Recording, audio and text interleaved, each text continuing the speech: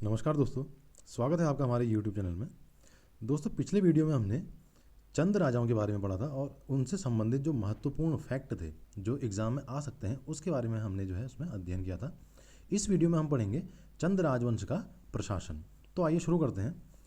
जैसा कि आप सभी जानते हैं कि कोई भी राज्य जो होता है वो छोटी छोटी इकाइयों में विभक्त होता है, बटा हुआ होता है, ताकि जो है शासन को जो है अच्छे से चलाया जा सके।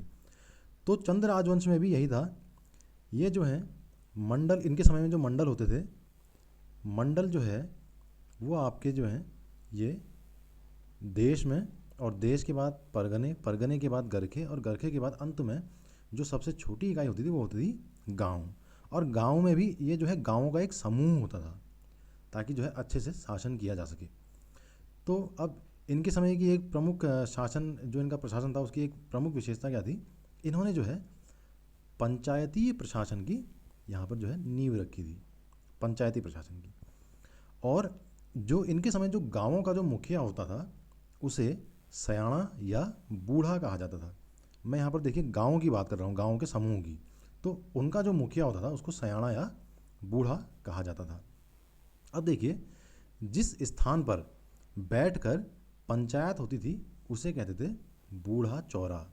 बूढ़ा चौरा जो है उस स्थान को कहते थे जहाँ पर ये बैठ करके अपनी पंचायत करते थे। पंचायत मतलब कोई भी जैसे विवाद हुआ गांव में या कोई अन्य जो है निर्णय लेना है तो उस संबंध में कोई भी पंचायत होगी तो वो बूढ़ा चौरा में होगी, उस स्थान को बूढ़ा चौरा कहते थे। अब देखिए, जो ये सयाना होता था इसके अंतर्गत अब प्रत्येक गांव में कौन कार्य करता था, एक प्रधान कार्य करता था। प्रधान जिसका मुख्य कार्य क्या होता था, उस गांव से कर की वसूली करना, कर वसूल करके आगे जो है सयाना को आगे दे देना। अब देखिए, जो ये प्रधान है, प्रधान के अधीन भी दो अधिकारी होते थे। एक होता था आपका कोटाल और एक होता था प्रहरी। कोटाल क्या करता था, ये गांव से जो भी लगान इकट्ठा होगा उसका हिसाब किताब रखता था। और जो प्रहरी था, अब इसके नाम से ही आपको पता चल जाएगा, ये प्रहरी जो होता था ये गांव की रखवाली या चौकीदारी का कार्य करता था।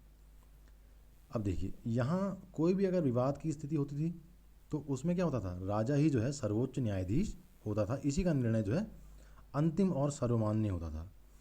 इसके अतिरिक्त चंद शासकों ने न्योवाली और बिष्टाली नाम से दो कोर्ट बनाई थी। न्योवाली क्या होता था, न्योवाली आम जनता के लिए थी, और बिष्टाली जो है ये सैन्य मामलों के लिए ये न्यायालय था।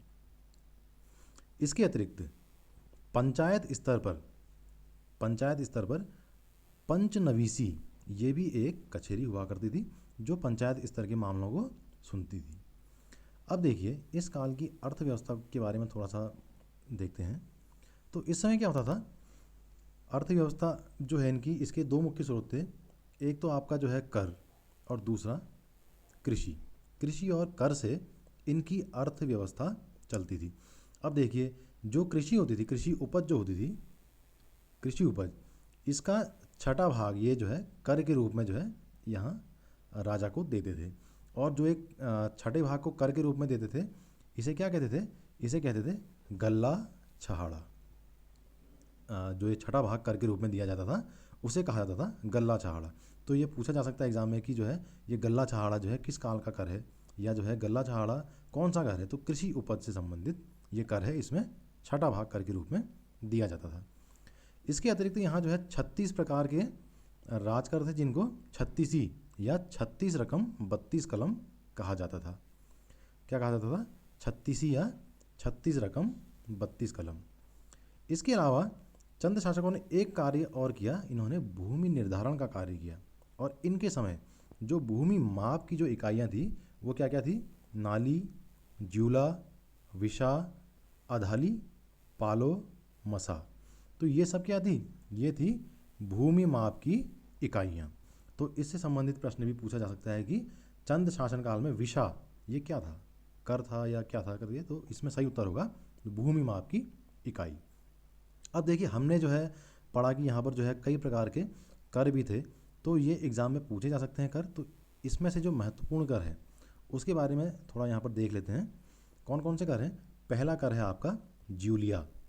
ये कैसा कर था, ये नदी के पुलों पर जो है ये लगाया जाता था। एक हिसाब से इसको आप जो है जैसे अभी वर्तमान समय में है ना, जैसे टोल टैक्स वगैरह होता है, तो आप इसको उस तरीके से समझ लीजिए कि जो भी उस मार्ग से जाएगा इसको जो है पुल पार करने में इसको देना पड़ेगा। इसका एक अन्य नाम था, सांगा भी कहते थे इसको। अगला कर जो है ये है सिरती। तो ये जो है एक प्रकार का नगद कर था, और ये भाबर और जो भोटिया व्यापारी थे, भाबर के जो व्यापारी थे और जो भोटिया व्यापारी थे, ये उन पर लगाया जाता था। अगला कर है बैकर। बैकर क्या था? ये अनाज के रूप में दिया जाने वाला कर था। अनाज के रूप में जो है ये कर दिया जाता था, नगद रूप में नहीं। अगला देखिए कूत। ये जो कूत है ये क्या होता था? ये नगद कर के बदले दिया गया अनाज है। मान लीजिए जो है कोई नागरिक नगद कर जो है नहीं देना चाहता है, तो वो उसके बदले अनाज भी दे सकता था, और उस कर को कहा जाता था कूत। अगला जो कर है ये है मांगा। तो मांगा क्या था? ये युद्ध के समय, कभी जैसे राज्य पर युद्ध होता था या राज्य की सेना जो है लड़ने जाती थी, तो उस समय जो है ये मांगा कर जनता से वसूला जाता था। अगला कर है कटक। ये जो है सेना के रख रखाव के लिए लिया जाने वाला कर था। अगला महत्वपूर्ण कर है श्यूक। और जो ये श्यूक है ये राज सेवकों के लिए लिया जाने वाला कर था। अब देखिए राजा होगा तो उसके सेवक भी होंगे, और सेवक होंगे तो उनको वेतन वगैरह भी देना पड़ेगा, तो ये उनके लिए लिया जाने वाला कर था। अगला कर है कनक। और ये जो है ये कर शौका व्यापारियों से लिया जाने वाला कर था। और जो एक कर है इसको जो है ये स्वर्ण धूल के रूप में लेते थे, स्वर्ण धूल, ठीक है ना, स्वर्ण धूल के रूप में इस कर को लिया जाता था, इसीलिए इसका नाम भी देखिए कनक है। अब देखिए चंद्रकालीन निर्माण कार्य। तो ये इससे भी कई बार प्रश्न पूछे जाते हैं कि इनके समय जो है कुछ प्रमुख किले बने थे गुफाओं में, तो ये पूछा जा सकता है।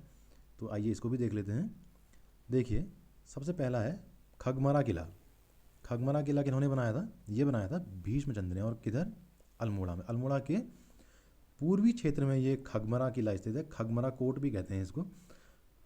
ये देखिए भीष्मचंद्र की प्लानिंग थी अल्मोड़ा को राजधानी बनाने की, तो उन्होंने जो है इस किले को बनाया, और बाद में यही इनकी हत्या भी हो गई थी। तो जो है ये पूछा जा सकता है खगमरा किला भीष्मचंद्र के द्वारा बनाया गया है, अल्मोड़ा के पूर्व में स्थित है। अगला किला है लाल मंडी किला। इसके निर्माण करता है कल्याण चंद, और इसे जो है फोर्ट मोइरा भी कहा जाता है। वर्तमान में जो है ये यहाँ छावनी है।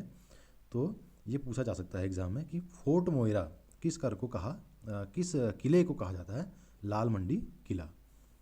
अगला किला है मल्ला महल। ये नगर के मध्य में स्थित है अल्मोड़ा में, और यहाँ अभी जो है कलेक्ट्रेट था, अब तो कलेक्ट्रेट जो है नई बिल्डिंग में शिफ्ट हो गया है।